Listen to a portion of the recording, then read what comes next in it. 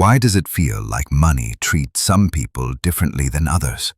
Like you work hard, you try, and yet money never really stays with you. But then you look around, and there's always that one person who seems to attract it without even trying. If that sounds familiar, you're not alone. Because the truth is, most of us were never taught how to have a real relationship with money. We were taught how to chase it, how to stress over it, maybe even how to fight about it, but not how to understand it. And here's the part that stings a little. Money often responds to how you see yourself. If deep down you don't feel worthy of having it, you'll find a way to lose it. If you secretly believe money is stressful or dangerous or temporary, then it will behave that way in your life. Think about your own story for a second. Did you grow up in a house where money was always scarce?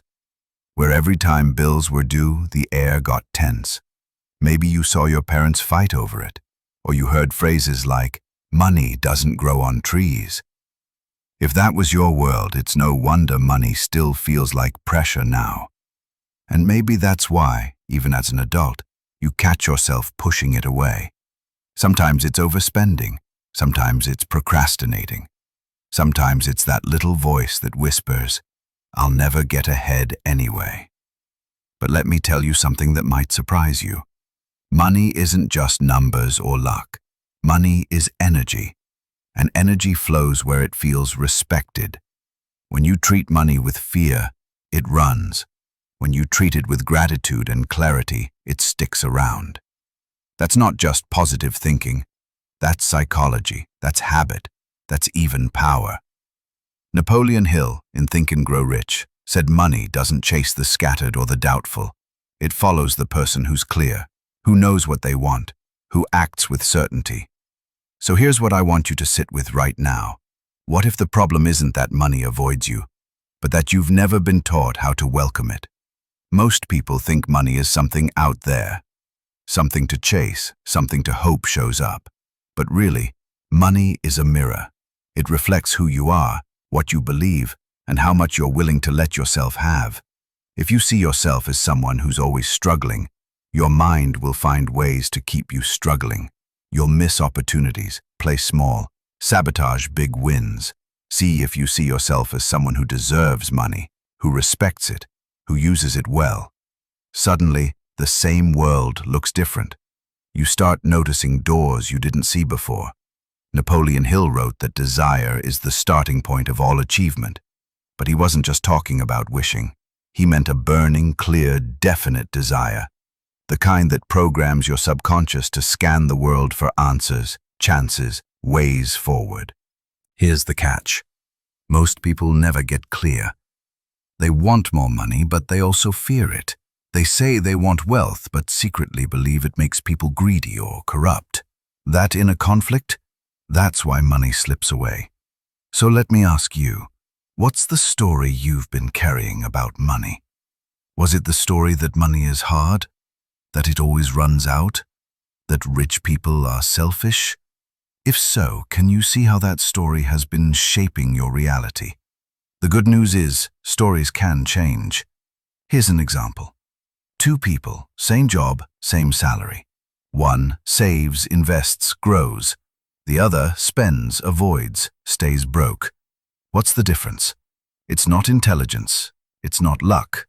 It's identity. The first person tells themselves, "I'm the kind of person who builds wealth. I'm responsible. I make money work for me." The second tells themselves, "I'll never get ahead. What's the point of saving? Something will always go wrong anyway." Same paycheck, completely different results.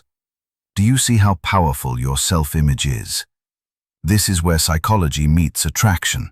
Morgan Housel, in The Psychology of Money, explains that people don't make financial decisions based on spreadsheets. They make them based on emotions, habits, and beliefs. Which means, if you want money to change in your life, you have to change the emotional script that runs in the background. 606. So here's a shift you can start today. Instead of saying, "I can't afford this," train yourself to ask, "How can I afford this in a way that builds me?" One closes the door, the other opens it. Now let's go even deeper.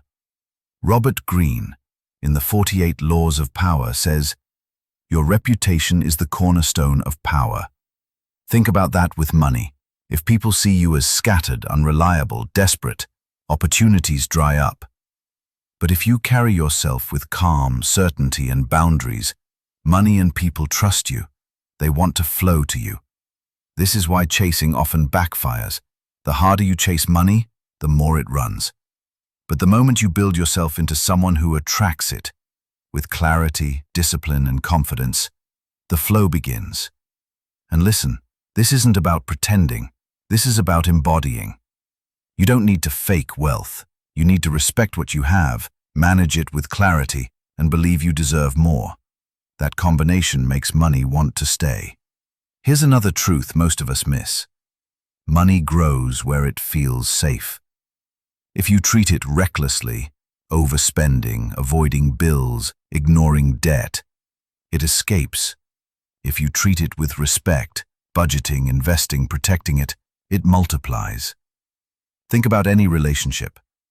If someone constantly mistreats you, you leave. If they respect you, value you, and create space for you, you stay. Money works the same way. So let me ask you, how are you treating money right now? As a burden? As a stress? Or as a partner you want to build with? Start small. Every time money comes in, practice gratitude. Not fake gratitude, real gratitude. Even if it's $10, treat it like a guest you want to see again. Then, create clarity. Decide where it goes, how it grows, how it serves you. Napoleon Hill called this definiteness of purpose. The universe doesn't reward vague. It rewards clear, persistent energy. And once you start showing money respect, something strange happens. Opportunities start to appear. You notice ways to earn more, to save more, to multiply what you have. Not because the world suddenly changed, but because you did. Now, let's address the elephant in the room. Some people will hear this and say, but what about luck? What about privilege? What about circumstances I can't control? And yes, those things exist. Not everyone starts at the same line. But here's what every great thinker on wealth agrees on. While you can't control the hand you're dealt, you can control how you play it. Luck favors the prepared. Energy flows to focus. Wealth grows where belief and action meet. Even Warren Buffett once said, the most important investment you can make is in yourself. Because when you grow your mindset, your habits, your skills, you tilt luck in your favor. So here's the takeaway I want you to leave with today. Money is not running from you. Money is waiting for you to change the way you see yourself. If you see yourself as undeserving, it will vanish. If you see yourself as chaotic, it will stay chaotic.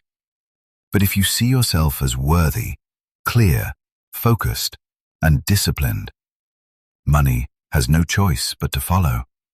Because money is a mirror.